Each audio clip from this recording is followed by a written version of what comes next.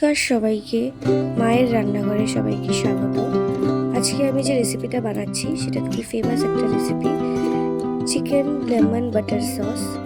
এটা রেসিপিটা তৈরি করার জন্য ফার্স্টে আমি পেঁয়াজ কেটে নিয়েছি, তারপরে চিকেনটাকে ম্যারিনেট করে রেখেছিলাম ব্ল্যাক পেপার, সল্ট, লেবুর রস এবং জিঞ্জার গার্লিক পেস্টের সাথে।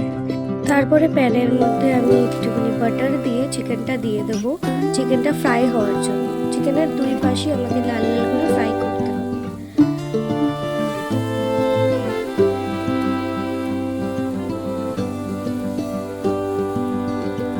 চিকেনের দুই পাশ এরকম করে লাল লাল করে ভাজা হয়ে গেলে আমি তুলে রাখবো। তারপরে আবারও প্যানে দিয়ে দেবো সাদা তেল আর একটু বাটার। তারপরে চপ করে রাখা অনিয়নগুলোকে দিয়ে দেব, দিয়ে সেগুলো একটু লাল করে ভেজে নেব।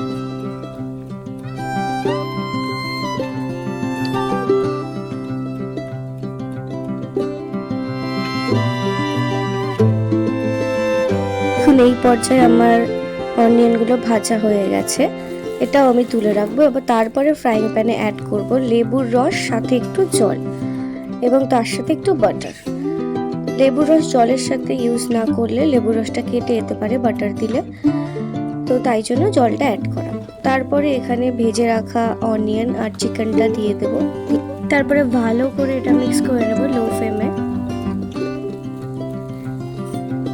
তারপরে এখানে এই গ্রিন চিলিটা অপশনাল, আপনারা দিতেও পারেন না। সবকিছু ভালো করে মিক্স হয়ে গেলে আমি এখানে জল দিয়ে নেব হাফ কাপ পরিমাণ। তারপরে আমি এটা ঢাকা দিয়ে হতে দেব 15 থেকে 20 মিনিট। ঢাকা খুলে আমি মশলা অ্যাপ্লাই করেছি, গরম মশলা, যেটা সম্পূর্ণ অপশনাল।